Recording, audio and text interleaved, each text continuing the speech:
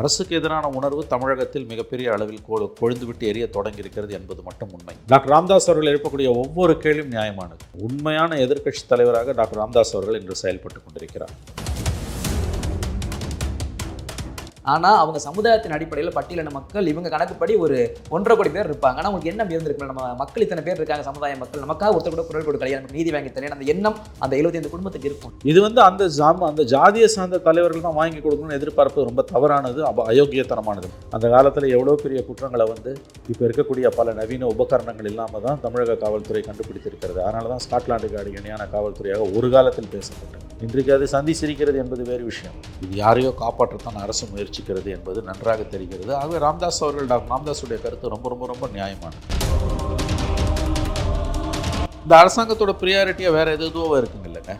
பழம்பெருமை பேசுறதுல நேரம் சரியாக இருக்குது. சிந்து சமவெளி நாகரிகத்தை பற்றி பேசுகிறாங்க, கீழடியை பற்றி பேசுகிறாங்க, எல்லாம் கரெக்டாக. அதையே பேசிட்டு இன்றைக்கி நடைமுறை பிரச்சனை என்ன? இன்றைக்கி இருக்கக்கூடிய பிரச்சனையை பற்றி பேசினா பழைய பெருமையை பேசுறது, பொற்கால ஆட்சின்னு தாங்களே வர்ணித்துக் கொள்வது. 2000 வருஷத்துக்கு மேலே தமிழன் எப்படி இருந்தான், அவன் எப்படி இருந்தால் இப்போ என்ன இங்கே நாறுதில்லை. சீமான் அவர்களுக்கும் இந்த வருண் IPS அவர்களுக்கான அந்த பேச்சு போன்றது தொடர்ந்துகிட்டே இருக்கு. என்ன காரணம் அது? இன்னைக்கு சீமான திமுகவுக்கு எதிராக இருக்கிறார் என்பதற்காக திமுக இதை மௌனமாக வேடிக்கை பார்க்கிறது, பின்னால் இருந்து ஊக்குவிக்கிறது. ஆனால் சரிக்கு சரி சமமாக ஒரு அரசியல்வாதியோட ஒரு IPS அதிகாரி மோதுவது என்பது ரொம்ப ஆபத்தானது. தமிழ்நாடு வரலாறுல சுதந்திரத்துக்கு பிறகு 76 வருஷம் வரலாறுல காங்கிரஸ், திமுக, அண்ணா திமுக யார் கவர்மெண்ட்லையுமே ஒரு அதிகாரி, ஒரு IPS அதிகாரி ஒரு அரசியல்வாதிக்கு எதிராக இப்படி பேசினதே கிடையாது. தடை செய்யப்படக்கூடிய அளவுக்கு ஒரு கட்சி தமிழ்நாட்டில் செயல்படுதுன்னா அது காவல்துறையையும் கையில் வைத்திருக்கக்கூடிய முதலமைச்சரின் திறமையின்மையை காட்டுகிறது என்று தான் புரிந்து கொள்ளப்படும். அப்போ யாரை குறை சொல்கிறாரு? அது முதலமைச்சரின் கையாலாகத்தானு ஒரு இன்டைரக்டாக ஸ்டேட்மெண்ட் கொடுக்குறாரு. இது இன்னொரு பெரிய ஆபத்து. நான் மறுபடியும் சொல்கிறேன், அவர் இளம் IPS அதிகாரிகள் மாநாட்டில் டெல்லியில் பேசும் மிகப்பெரிய ஆபத்து என்னென்னா, அவர்கள் பிரிவினைவாதிகள், சாவினிஸ்ட் ஃபோர்ஸஸ் சொல்கிறது மூலமாக என் மாநிலத்தில் பிரிவினைவாதிகள் செயல்பட முதலமைச்சரை அனுமதிக்கிறார் என்று மறைமுகமாக ஒப்புதல் வாக்குமூலம் கொடுக்கிறார் வருண்குமார். அதானங்க பொருள்.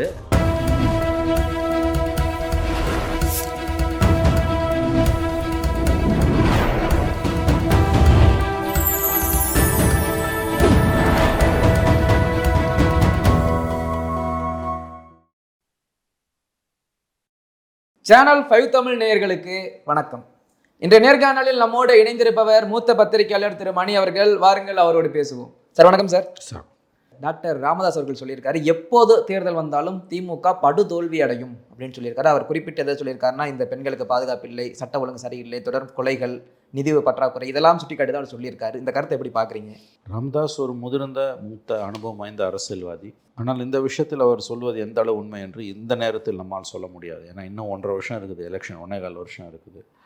நிலைமை மோசமாக இருக்குன்றது உண்மை. ஆனால் அவர் சொல்வது போல் படுதோல்வியை திமுக அடையுமா என்றெல்லாம் இப்பொழுது நாம் சொல்ல முடியாது. அதில் உண்மையும் இருக்கலாம், அது உண்மை இல்லாமலும் இருக்கலாம். அதற்கான சாத்தியக்கூறுகளும் இருக்கின்றன, அது நிகழாமல் போவதற்கான வாய்ப்புகளும் இருக்கின்றன. அரசுக்கு எதிரான உணர்வு தமிழகத்தில் மிகப்பெரிய அளவில் கொழுந்துவிட்டு எரிய தொடங்கி இருக்கிறது என்பது மட்டும் உண்மை. ஆட்சி மாற்றத்தை நோக்கிய அளவுக்கு அது இருக்கிறதானா அதற்கு இப்பொழுது பதில் சொல்ல முடியாது. அதற்கு இன்னும் சற்று காலம் நாம் பொறுத்திருக்க வேண்டும். ராமதாஸ் அவர்கள் சொல்வதை ஒரு எதிர்க்கட்சியின் கருத்தாக ரொம்ப சீரியஸாக இந்த அரசு எடுத்துக்கணும். ஆனால் அதை பற்றிலாம் இந்த அரசுக்கு யாருடைய எந்த யோசனைகளை பற்றியும் கவலை இல்லாத ஒரு போக்கு தான் நிலவி கொண்டிருக்கிறது. அதனால் இவர்கள் இந்த ஆட்சியாளர்கள் இவற்றையெல்லாம் செவி மடுப்பார்கள், இதில் இருக்கக்கூடிய உண்மைத்தன்மையை உணர்வார்கள் என்றெல்லாம் நாம் இப்பொழுதைக்கு சொல்ல முடியாது. ராமதாஸ் அவருடைய கருத்தை ஒதுக்கி தள்ள முடியாது என்று மட்டும் நான் இந்த நேரத்தில் சொல்ல விரும்புகிறேன். அவர் சொல்வதில் உண்மை இருக்கலாம், இல்லாமலும் இருக்கலாம். ஆனால் கண்டிப்பாக டாக்டர் ராமதாஸ் அவருடைய கருத்தை நாம் ஒதுக்கி தள்ள முடியாது. சார், அவர் பல கேள்விகள் கேட்டார். அதில் ஒரு கேள்வி, இந்த வேங்கை வயல் சம்பவம் இன்னை வரைக்கும் குற்றவாளிகள் கைது செய்யப்படல, 2 வருஷம் ஆயிடுச்சு. இன்னமும் அந்த ஒரு இயக்கம் இருக்கும்ல சார் அந்த பகுதி மக்களுக்கு? சொல்லு, டாக்டர் ராமதாஸ் அவர்கள் எழுப்பக்கூடிய ஒவ்வொரு கேள்வியும் நியாயமானது. உண்மையான எதிர்க்கட்சி தலைவராக டாக்டர் ராமதாஸ் அவர்கள் இன்று செயல்பட்டு கொண்டிருக்கிறார். ஆகவே அவருடைய கேள்விகள் மிக மிக நியாயமான ஒரு கேள்விகள். கடந்த காலங்களில் அவருடைய அரசியல் மீது நமக்கு 1000 விமர்சனங்கள் உண்டு. குறிப்பாக தலித்துகளுக்கு எதிராக அவர் 2011-12 செயல்பட்டது, தலித்துகளுக்கு எதிரான கூட்டமைப்பை உருவாக்கியது, தருமபுரி இளவரசன் வித்யா விஷயம், இளவரசி திவ்யா விஷயம், இவற்றிலெல்லாம் நமக்கு அவர் மீது 1000 விமர்சனங்கள் இருக்கலாம். பட் இன்றைக்கு ஒரு உண்மையான எதிர்க்கட்சி தலைவராக ராமதாஸ் அவர்கள் செயல்படுகிறார். டாக்டர் ராமதாஸ் எழுப்பிய கேள்விகளுக்கு இந்த அரசிடமிருந்து பதிலே இல்லை. சில சமயங்களில் பதில் தனிப்பட்ட தாக்குதல்களாக வரும். அவருக்கு வேறு வேலை இல்லை, அவருக்கு வயதாகிவிட்டது, இப்படித்தான் அவர்கள் பதில் சொல்வார்கள். ஆகவே டாக்டர் ராமதாஸ் எழுப்பிய கேள்விகள் ஒவ்வொன்றும் நியாயமானவை. இந்த ஆட்சியாளர்கள் கண்டிப்பாக என்றைக்காவது ஒரு நாள் அவற்றுக்கெல்லாம் பதில் சொல்லியே தீர வேண்டிய காலம் வந்தே தீரும்னு நான் நம்புகிறேன். அந்த வேங்கவேல் குறித்து சார் அதில் ஒரு கேள்வி என்ன எனக்கு தோணுதுன்னா, இருக்கிறது 25 குடும்பம், அவங்க 25 குடும்பமாக தான் பார்க்குறாங்க. ஆனால் அவங்க சமுதாயத்தின் அடிப்படையில் பட்டியலின மக்கள் இவங்க கணக்குப்படி ஒரு 1.5 கோடி பேர் இருப்பாங்க. ஆனால் உங்களுக்கு எண்ணம் இருந்திருக்கும், நம்ம மக்கள் இத்தனை பேர் இருக்காங்க, சமுதாய மக்கள், நமக்காக ஒருத்தர் கூட குரல் கொடுக்கலையே, நமக்கு நீதி வாங்கி தரலையே, அந்த எண்ணம் அந்த 75 குடும்பத்துக்கு இருக்கும். இது வந்து அந்த ஜாதியை சார்ந்த தலைவர்கள் தான் வாங்கி கொடுக்கணும்னு எதிர்பார்ப்பது ரொம்ப தவறானது, அயோக்கியத்தனமானது. மன்னிக்கணும், அப்படி நினைக்காதீங்க. இது சிவில் சமூகத்தோட வேலை. அந்த 75 குடும்பம் பட்டியலினத்தை சார்ந்தவங்க, அவங்க ஜாதி தலைவர்கள் அவங்க ஜாதிக்காரன் 1.5 லட்சம் 1.5 கோடி பேர் இருக்கான், அவங்க ஜாதிக்கு 1000 சங்கம் இருக்குது, அந்த தலைவர்கள் தான் வந்து பேசணும்னு எதிர்பார்ப்பது ரொம்ப ரொம்ப ரொம்ப ரொம்ப தவறான சாதிய கண்ணோட்டம். சமூகத்தின் மீதான, மனித நாகரிகத்தின் மீதான தாக்குதல். இந்த மாதிரி ஒரு சம்பவத்தை செய்தவர்கள் மனித மிருகங்கள். அவர்களை சட்டத்தின் முன் நிறுத்துவது இந்த அரசின் வேலை. ஆனால் சிபிசிஐடி விசாரணை, உள்ளூர் சிபிஐ என்று வர்ணிக்கப்படக்கூடிய சிபிசிஐடிக்கு போன பிறகும் 2 ஆண்டுகளாக குற்றவாளிகளை கைது செய்ய முடிவது இல்லை என்பது வெட்கக்கேடானது. இந்த அரசு வந்து உண்மையிலேயே மிகப்பெரிய தவறை செய்து தலைகுனிந்து நிற்கிறது. 2 ஆண்டுகளாக குற்றவாளிகளை கண்டுபிடிக்க முடியவில்லை என்பது வார்த்தைகளால் விவரிக்க முடியாத வெட்கக்கேடான செயல். சரியாக டாக்டர் ராமதாஸ் அவர்கள் கேட்டிருக்கிறார். அதுக்கு வந்து எக்ஸ்கியூஸே கிடையாது. இவங்க சாக்கு போக்கே சொல்ல முடியாது. குற்றவாளிகளை எங்களால் கண்டுபிடிக்க முடியல. ஒரு சின்ன கிராமம், யார் எங்கே போகிறான்றது எல்லாருக்கும் தெரியும். சிசிடிவி கேமராலாம் தேவையே இல்லை, ஹியூமன் இன்டெலிஜென்ஸ் தான் பெஸ்ட்டு. அந்த காலத்தில் எவ்வளோ பெரிய குற்றங்களை வந்து இப்போ இருக்கக்கூடிய பல நவீன உபகரணங்கள் இல்லாமல் தான் தமிழக காவல்துறை கண்டுபிடித்திருக்கிறது. அதனால தான் ஸ்காட்லாண்டுக்கு இணையான காவல்துறையாக ஒரு காலத்தில் பேசப்பட்டது. இன்றைக்கு அது சந்தி சிரிக்கிறது என்பது வேறு விஷயம். இப்போ நவீன உபகரணங்கள் என்று நாம் சொல்லக்கூடிய சிசிடிவி கேமரா, இன்னும் பிற உபகரணங்கள் இல்லாமலே அந்த காலத்தில் அன்றைக்கு கண்டுபிடிக்க முடிந்தது, இன்றைக்கே முடியல. அப்போ இது தெரிஞ்சே வந்து இவர்கள் யாரையோ தப்ப விடுகிறார்கள் தான் என்ன தோன்றுகிறது. நிச்சயமாக வேங்கவேல் இன்சிடெண்ட்டை பொறுத்த வரைக்கும் இந்த அரசு குற்றவாளிகளை கண்டுபிடிக்க முடியவில்லை, சிபிசிஐடிக்கு மாற்றிய பிறகும் கண்டுபிடிக்க முடியவில்லை என்பது ஏற்புடையது அல்ல. இது யாரையோ காப்பாற்றத்தான் அரசு முயற்சிக்கிறது என்பது நன்றாக தெரிகிறது. ஆகவே டாக்டர் ராமதாஸுடைய கருத்து ரொம்ப ரொம்ப ரொம்ப நியாயமானது. இந்த அரசாங்கத்தோட ப்ரியாரிட்டியாக வேறு எதுவோ இருக்குங்க இல்லைங்க. பழம்பெருமை பேசுகிறதுல தான் நேரம் சரியாக இருக்குது. சிந்து சமவெளி நாகரிகத்தை பற்றி பேசுகிறாங்க, கீழடியை பற்றி பேசுகிறாங்க, எல்லாம் கரெக்டாக. அதையே பேசிட்டு இன்றைக்கி நடைமுறை பிரச்சனை என்ன? இன்றைக்கி இருக்கக்கூடிய பிரச்சனையை பற்றி பேசினா பழைய பெருமையை பேசுறது, பொற்கால ஆட்சின்னு தாங்களே வர்ணித்துக் கொள்வது, இதெல்லாம் வந்து இவர்கள் தாங்களே ஏமாற்றிக் கொள்ளக்கூடிய வேலை. 26 மக்கள் இதற்கு சரியான தீர்ப்பு கொடுப்பார்கள். நடைமுறையில் இருக்க சிக்கல்களை உங்களால் தீர்க்க முடியல, பழம்பெருமை பேசி என்ன பிரயோஜனம்? 2000 வருஷத்துக்கு மேலே தமிழன் எப்படி இருந்தான், அவன் எப்படி இருந்தால் இப்போ என்ன? இங்கே நாறுது இல்லை இல்லையா? சோழர் ஆட்சி பொற்காலம் மாதிரி நம்முடைய ஆட்சி பொற்காலம் என்று முதலமைச்சர் கூறுகிறார். இவெல்லாம் மிக மிக அபத்தமான கருத்துக்கள் எனக்கு தெரிஞ்சு. வரலாற்று ஆசிரியர்கள் அப்படி தான், வரலாற்று ஆசிரியர்கள் எப்படியாவது எழுதிட்டு போட்டோம். இன்றைக்கி நிலைமை என்ன? ஆகவே நடைமுறை நிகழ்கால அவலங்களிலிருந்து, தோல்விகளிலிருந்து, கையாலாகத்தனத்திலிருந்து தப்பித்து கொள்வதற்காக பழம்பெருமையை இந்த அரசு பேசி கொண்டிருக்கிறது. இதெல்லாம் வந்து ரொம்ப என்ன கேட்டிங்கன்னா வந்து ரொம்ப அபத்தமானது. இது வரும் தேர்தலில் இவர்களுக்கு கண்டிப்பாக வட்டி முதலமாக மக்கள் இவர்களுக்கு கொடுப்பார்கள். மற்றபடி ராமதாஸ் சொல்கிற மாதிரி உடனே வாஷ் அவுட் ஆகுமாலாம் அது எனக்கு தெரியாது. அவர் சொல்லக்கூடிய கருத்துக்கள், பல கருத்துக்கள் ரொம்ப ரொம்ப நியாயமானவை. மக்கள் பிரச்சனைகளை உண்மையில் அவர் தான் இப்பொழுது பேசுகிறார் என்று நான் கருதுகிறேன். சார், இப்போ இந்த பெண்களுக்கு நடக்கிற பாலியல் வன்கொடுமை பேசிக்காக பார்த்தீங்கன்னா இந்த குடி வெறி, மதுதான் முக்கிய காரணமாக இருக்குது எல்லா குற்றங்களிலுமே. இந்த குடியை கட்டுப்படுத்தணும். குறிப்பாக தமிழகத்தில் 4829 மதுக்கடைகள் இருக்குது, டாஸ்மாக் இருக்குது. இது மட்டும் இல்லாமல் சந்து கடைகள்னு சொல்லிட்டு 24 மணி நேரமும் அந்த ஒயின் ஷாப் பக்கத்திலே இருக்குது. இதை மூட முடியாதான்னு சொல்லி ஒரு கேள்வி எழுப்பியிருக்கிறாரு. அந்த கேள்வி எப்படி பார்க்குறீங்க? இல்லை, இது மதுவிலக்கோடு இது ஒப்பிட முடியாதுங்க. மதுவிலக்கு எல்லாத்தையும் கூட இந்த கொடுமைகள் நிகழ்ந்தே தீரும். மதுவிலக்கை முழுவதும் அமல்படுத்துறதுக்கும் பெண்களுக்கு எதிரான குற்றங்களை குறைப்பதற்கும் பெரிய அளவில் தொடர்பு இருக்கிறதா நான் நினைக்கிறேன். இதோடு கொண்டு வந்து அவர் மதுவிலக்கை முடிச்சு போடுறது சரியான அணுகுமுறை இல்லை. மதுவிலக்கு என்பது உலகம் முழுவதும் தோற்று போன விஷயம். நான் மதுவிலக்குக்கு எதிரானவன். மதுவிலக்கு எந்த பிரச்சனையும் தீர்க்காது. மதுவிலக்கு என்பது உலகம் முழுவதும் தோற்று போன விஷயம். மது விற்பனையை நாம் குறைக்க வேண்டும். இங்கே தமிழ்நாட்டில் கவர்மெண்ட் பண்ணுறது, அது ஜெயலலிதா கவர்மெண்ட்டோ எடப்பாடியோ கருணாநிதியோ ஸ்டாலினோ யாராக இருந்தாலும் மதுவை விற்பதை என்பதை தாண்டி மதுவை ப்ரமோட் பண்ணுறாங்க, ஊக்குவிக்கிறாங்க. கடந்த ஆண்டு 50,000 கோடி சேல்ஸாக, இந்த வருஷம் 55,000 கோடி சேல்ஸ். இப்படி தான் இவங்களது போகுது. அதுதான் நிறுத்தணும். ஆகவே மது விலக்கு, ராமதாஸை பொறுத்த வரைக்கும் மது விலக்கு கொள்கையில் உறுதியாக இருக்கிறார். என்னை பொறுத்தவரையில் மது விலக்கு கொள்கை நவீன உலகிற்கு ஏற்புடையதல்ல, உலகம் முழுவதும் தோற்று போன விஷயம் அது. மதுவிலக்கு என்பது பெண்களுக்கு எதிரான குற்றங்களை குறைப்பதற்கு வேணுமான 1% உதவலாம், அது முழுவதும் உதவாது. இன்னும் சொல்லப்போனால் மதுவிலக்கு வந்ததுனால் அதால் வரக்கூடிய பிரச்சனைகள் வேறு. ஆகவே இன்னைக்கு தமிழ்நாட்டில் பெண்களுக்கு எதிராக நடக்கக்கூடிய அட்டூழியங்கள், காவல்துறை முழுவதுமாக கட்டுப்பாடு இல்லாமல் போய்கொண்டிருப்பது, எவ்வளவு குற்றங்கள் பெண்களுக்கு எதிராக வந்து உயர்நீதிமன்றங்கள் தலையிட்டு சிபிஐ விசாரணைக்கு போட்டாலும் திரும்ப வழக்குகள் வரும்போது அவற்றை தட்டி கழிப்பதும், எஃப்ஐஆர் போடாமல் காவல்துறை தள்ளி போடுவதும், இப்போ இந்த அண்ணா நகர் இன்சிடென்ட் பிறகு தான் சிந்தாரிப்பன் இன்சிடென்ட்டில் புத்தி சொல்லி அனுப்புனாங்க. அதுக்கு பிறகு விஷயம் பெருசானோன்னு தான் கடகடன்னு அரெஸ்ட் பண்ணுறாங்க. அப்போ இந்த விஷயங்கள்லாம் வந்து நீங்கள் காவல்துறையை சென்சிட்டைஸ் பண்ணணும், காவல்துறைக்கு வந்து போதிய அறிவுரைகள் வழங்கணும். நேரடியாக முதலமைச்சரோட கட்டுப்பாட்டில் இருக்கக்கூடிய காவல்துறையில் இந்த தவறுகள் நடக்குதுன்னா நிச்சயமாக வந்து அது பெரிய அளவில் இந்த இருக்கக்கூடிய சிஸ்டத்தில் இருக்கக்கூடிய கோளாறு. இதில் மது விலக்கு கொண்டு வந்து இதோட சேர்க்கறதும், மது விலக்கு வந்துச்சுன்னா குற்றங்கள் குறைவும் என்பதும் அபத்தமான கருத்து. இந்த ஒரு விஷயத்தை பொறுத்த வரைக்கும் ராமதாஸ் அவருடைய கருத்து தவறு என்பது என்னுடைய பார்வை. ஓகே சார், இங்கே தற்போதைய ஆளும் கட்சி பல திட்டங்களை கொண்டு வருது. அத்தியாவசியம் தான், அத்தியாவசியமற்ற திட்டங்கள் நிறையா வருது.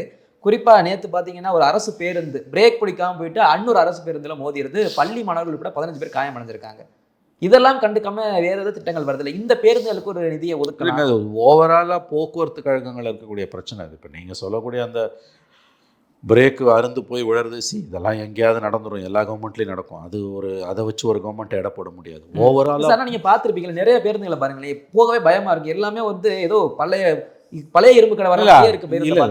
இந்தியாவில் best, one of the best வந்து தமிழ்நாட்டில் இருக்கக்கூடிய போக்குவரத்து கழகங்கள், டிரான்ஸ்போர்ட் கார்பரேஷன். அதனால் அதை மட்டுமே வச்சு நீங்கள் சொல்ல முடியாது. போக்குவரத்து கழகங்களுக்குள்ள நிறையா பிரச்சனை இருக்குது, ஊழியர் பராமரிப்பு போன்றவை இல்லாத காரணத்தால். அதனால் அதை இதோடு கொண்டு வந்து நீங்கள் ஒப்பிட முடியாது என்று நான் கருதுகிறேன். ராமதாஸ் இதுக்கு முந்தின கேள்வி தான் முக்கியமானது. ராமதாஸ் வந்து இப்போ எலெக்ஷன் வச்சாலும் மக்கள் திமுக அரசை வீட்டுக்கு அனுப்புவார்கள் என்கிறாரு.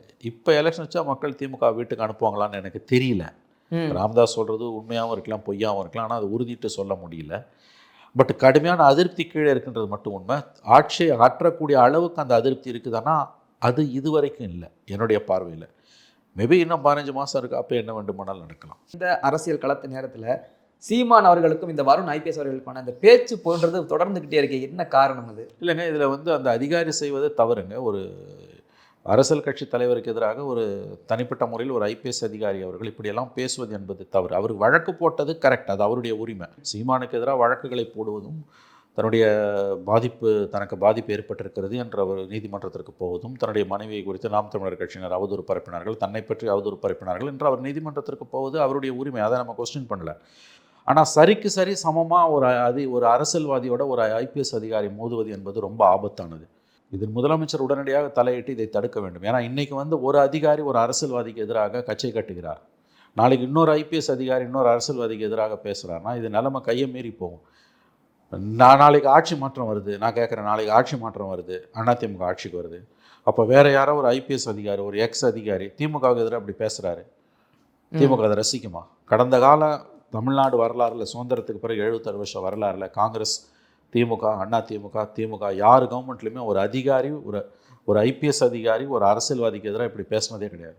ஆகவே வருண்குமார் அவர்கள் செய்வது, அதாவது அவர் வழக்கு போட்டதை நான் குறை சொல்லலை, அது அவரோட உரிமை. தனக்கு பாதிப்பு ஏற்பட்டிருக்கிறது, தன் மீது அவதூறு பரப்பப்படுகிறது, தன்னுடைய மனைவி பற்றியும் அவதூறு பரப்புகிறார்கள் என்று சொல்லி அவர் வருண்குமார் அவர்கள் நீதிமன்றத்தில் நாம் தமிழர் சீமானுக்கு எதிராக வழக்கு போட்டது என்பது அதை பற்றி எனக்கு எந்த விதமான கருத்தும் கிடையாது. அதில் எந்த தவறும் இருக்கிறதா நான் பார்க்கல. அவருக்கு வருண்குமாருக்கு அப்படிலாம் கேஸ் போடுறதுக்கு உரிமை இருக்குது, அது அவரோட சொந்த விஷயம். அதில் சரி தப்புன்னு யாருமே சொல்லக்கூடாது, அதற்கான உரிமை அவருக்கு இருக்குது, அதனால் அவர் போடட்டும்.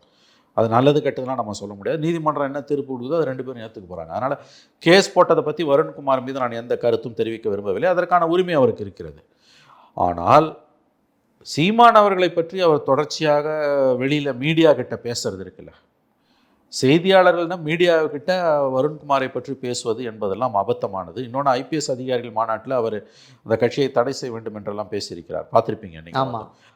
அதெல்லாம் ரொம்ப தவறானது. இன்றைக்கி ஒரு IPS அதிகாரி ஒரு கட்சியை தடை செய்யணும்னு பேசுவார், நாளைக்கு இன்னொரு IPS அதிகாரி இன்னொரு கட்சியை தடை செய்யணும்னு பேசினா அது முதலமைச்சருக்கு தலைவலியாக மாறாதா? இதை ஏன் இந்த முதலமைச்சர் அனுமதிக்கிறார்னு எனக்கு தெரியல. இன்றைக்கி சீமான திமுகவுக்கு எதிராக இருக்கிறார் என்பதற்காக திமுக இதை மௌனமாக வேடிக்கை பார்க்கிறது, பின்னால் இருந்து ஊக்குவிக்கிறது. ஆனால் நாளைக்கு ஊக்குவிக்கிறன்ற கருத்தை நீங்கள் ஏற்றுக்கிறீங்களா சார்? 100% ஏற்றுக்கொள்கிறேன். ஏன்னா அந்த ரெக்கார்டிங்ஸ் எல்லாம் வெளியில் வந்தது, அதெல்லாம் கூட விட்டுருங்க, அந்த ரெக்கார்டிங் எல்லாம் கூட விட்டுருங்க, அது உள்ளே கூட நான் போக விரும்பலை. சரி, அதெல்லாம் விசாரணையில் இருக்குது. இந்த கருத்தை அவர் சொன்ன மீது அவர் மேலே ஏன் வந்து இந்த அரசு நடவடிக்கை எடுக்கல? ஒரு அரசியல் கட்சி தலைவர், ஒரு அரசியல் கட்சியை ஒரு IPS அதிகாரி தடை செய்ய வேண்டும் என்று கோருகிறார். நம்ம பார்த்துருப்பீங்க அந்த மேடையில். ஆமாம். இது எதை காட்டுது தெரியுமா? இது முதலமைச்சரோட நிர்வாக கோளாறை காட்டுது. இது முதலமைச்சருக்கு ஆபத்து. எப்படின்னு கேட்டிங்கன்னா, தடை செய்யப்படக்கூடிய அளவுக்கு ஒரு கட்சி தமிழ்நாட்டில் செயல்படுதுன்னா அது காவல்துறையையும் கையில் வைத்திருக்கக்கூடிய முதலமைச்சரின் திறமையின்மையை காட்டுகிறது என்று தான் புரிந்து கொள்ளப்படும். தன்னுடைய சொந்த முதலமைச்சருக்கு எதிராக யார்? வருண்குமாரோட முதலமைச்சர் ஸ்டாலின். அவர்கிட்ட தான் உள்துறை இருக்குது. அவர் தமிழ்நாடு கேடர். அவர் எங்கே உத்தியோகத்துக்கு போனாலும், நாளைக்கு டெபுடேஷனில் சிபிஐக்கு போனாலும், ஐபிக்கு போனாலும், எங்கே போனாலும் அவருடைய பேரண்ட் கேடர்ன்றது தமிழ்நாடு கேடர். அவருக்கு ப்ரமோஷன்லாம் தமிழ்நாடு கவர்மெண்ட் தான் கொடுக்கும். தமிழ்நாட்டில் சீஃப் மினிஸ்டர் கையில் தான் போலீஸ் டிபார்ட்மெண்ட் இருக்குது. அப்போ தன்னுடைய சொந்த முதலமைச்சருக்கு எதிராக ஒரு குறிப்பிட்ட கட்சி வந்து தீவிர பிரிவினைவாத கட்சி, அதை தடை செய்யணும்னு அவர் பேசுகிறாருன்னா தடை செய்கிற அளவுக்கு அது இங்கே காரியங்களில் ஈடுபட்டிருக்குன்னு தான் அர்த்தம். அதுதான் அவர் சொல்ல வர்றாரு. அப்போ யாரை குறை சொல்கிறாரு? அது முதலமைச்சர் என் கையாலாகத்தானு ஒரு இன்டைரக்டாக ஸ்டேட்மெண்ட் கொடுக்குறாரு. இதுக்கு பிறகு இந்த கவர்மெண்ட் அமைதியாக இருக்குன்னு வேற என்ன சாட்சி வேணும்? அவர் யார் சொல்லி பேசுகிறாரு? ஆனால் இந்த கவர்மெண்ட் பெரிய தப்பு பண்ணுதுங்க. தலையில் மண்ணள்ளி போட்டுக்குது. கண்ணாடி வீட்டுக்குள்ளேருந்து கல்லடிக்கிறது ஸ்டாலின் அரசு. ஏன்னா ஸ்டாலினுடைய முதலமைச்சராக இருக்கக்கூடிய ஸ்டாலினுடைய கட்டுப்பாட்டில் இருக்கக்கூடிய டிஐஜி அந்தஸ்திலான ஒரு ஐபிஎஸ் அதிகாரி, அவர் ஒரு 2 மாதம் மேலே எஸ்பியாக இருக்கும்போது, அவர் இப்போ தான் டிஐஜியாக இருக்கார். அவர் எஸ்பியாக இருக்கும்போது பேசுகிறாரு, சீமான் கட்சி அவர்கள் வந்து தடை செய்யப்பட வேண்டிய இயக்கம் அப்படின்லாம் பேசுகிறாரு. தடை செய்யப்பட வேண்டிய இயக்கம்னா தடை செய்யப்பட வேண்டிய அளவுக்கு இங்கே அவங்க ஆக்டிவிட்டீஸில் ஈடுபடுறாங்கன்னு அர்த்தம். அப்போ அது ஈடுபடுறாங்கன்னா அது யாருக்கு இழுக்கு? முதலமைச்சருக்கு இழுக்கு. அதான் சொன்ன கண்ணாடி வீட்டுக்குள்ளேருந்து கல்லடிக்கிறாருன்னு. இவ்வளோ அவர் பேசியிருக்காரு. ஏன் அது இது வரைக்கும் முதலமைச்சரோ தமிழ்நாடு அரசோ ஏன் நடவடிக்கையே எடுக்கல? ஒரு அரசியல் கட்சியை பார்த்து அவர்கள் சட்டவிரோதமான நடவடிக்கைகளில், பிரிவினைவாத நடவடிக்கைகளில் ஈடுபடுகிறார்கள், சாவனிஸ்ட்ன்றார் ஈடுபடுகிறார்கள் அப்படின்னு அவர் சொல்கிறாருன்னா, அந்த மாநில முதலமைச்சர், காவல்துறை கட்டுப்பாட்டில் வைத்திருக்கக்கூடிய முதலமைச்சர் தன் கடமை தவறி இருக்கிறார். அவருக்கு அந்த முதலமைச்சரோட கட்டுப்பாட்டில் தமிழ்நாடு இல்லை.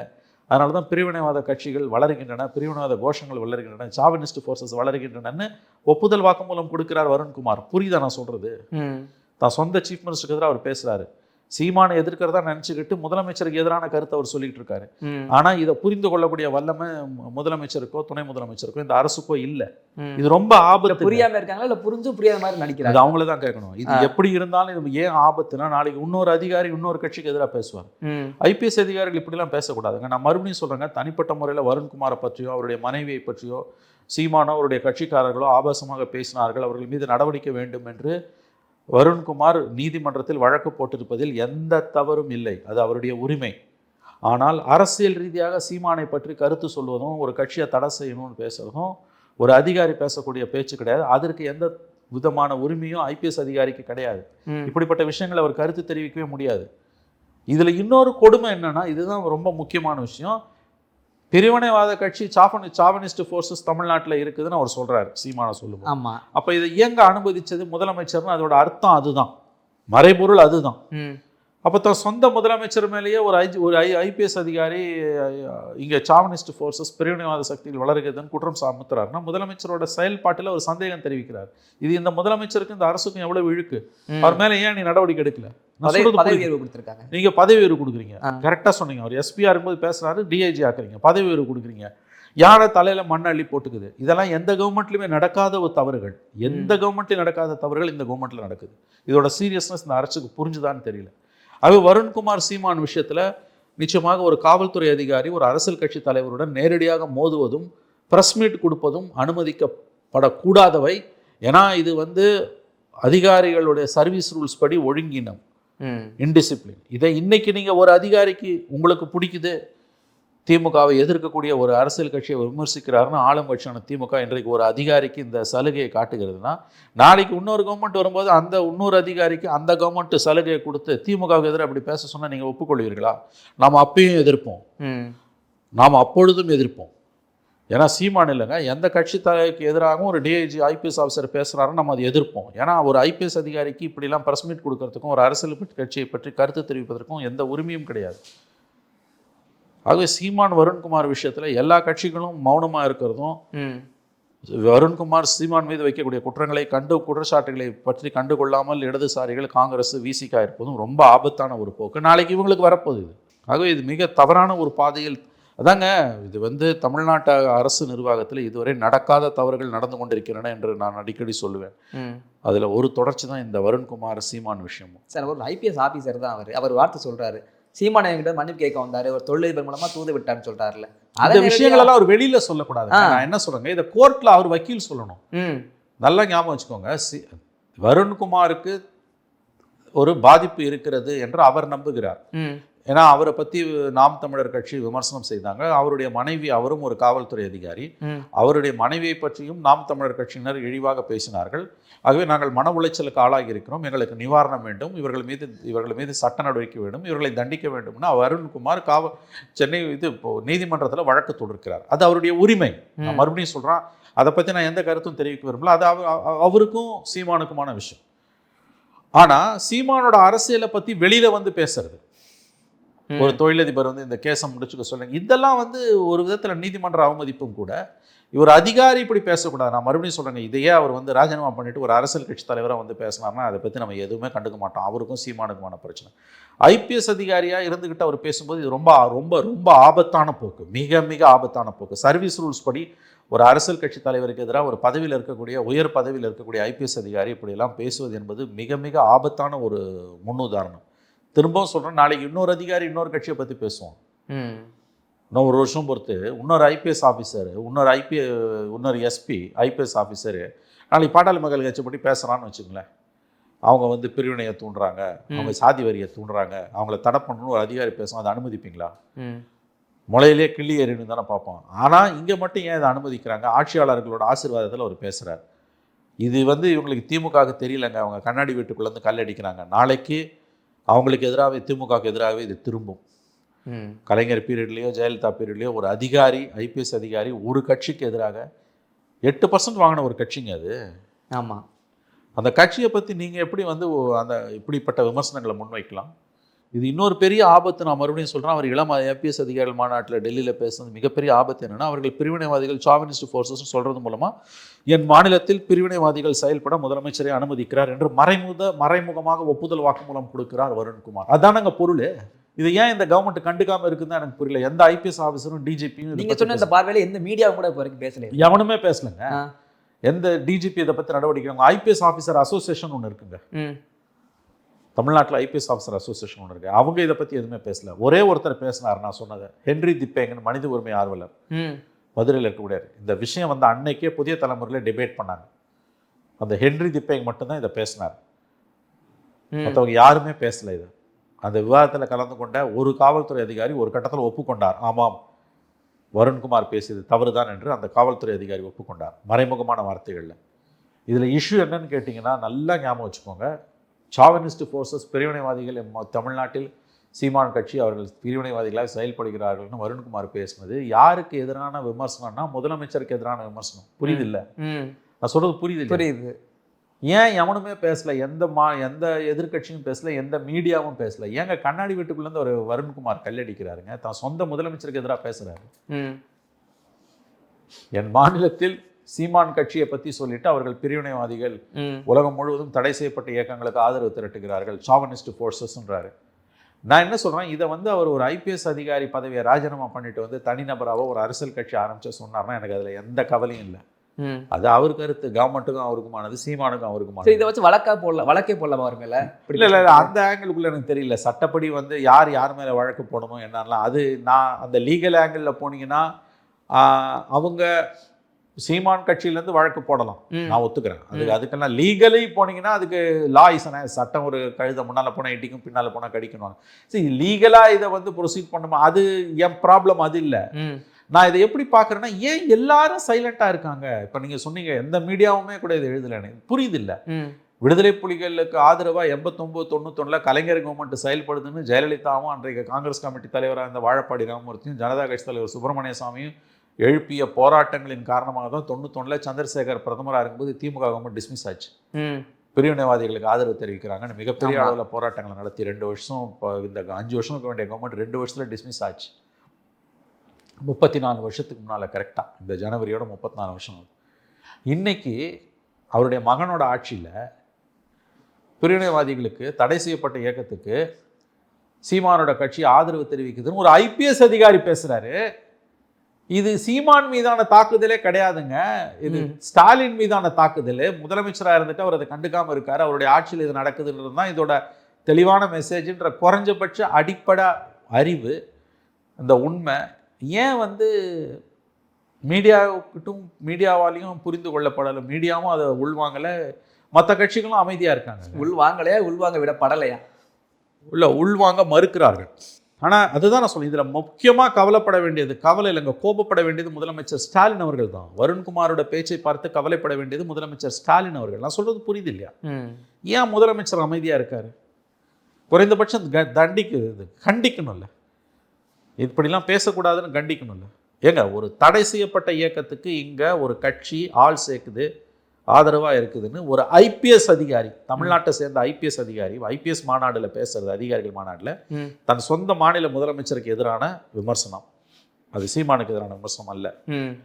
ஆனால் ஆதரிக்கிறாரோ?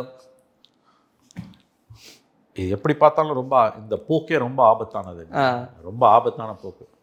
இதுவரை எந்த அரசாங்கத்திலும் நடக்காத வினோதமான பல கோளாறுகள் இந்த கவர்மெண்ட்ல இருக்குன்றதுக்கு இவையெல்லாம் உதாரணம். எங்களுடைய பல்வேறு கேள்விகளுக்கு உங்கள் நேரத்தை ஒதுக்கி பதில் தந்தமைக்கு ரொம்ப நன்றி. தொடர்ந்து பேசுவோம். நன்றி சார்.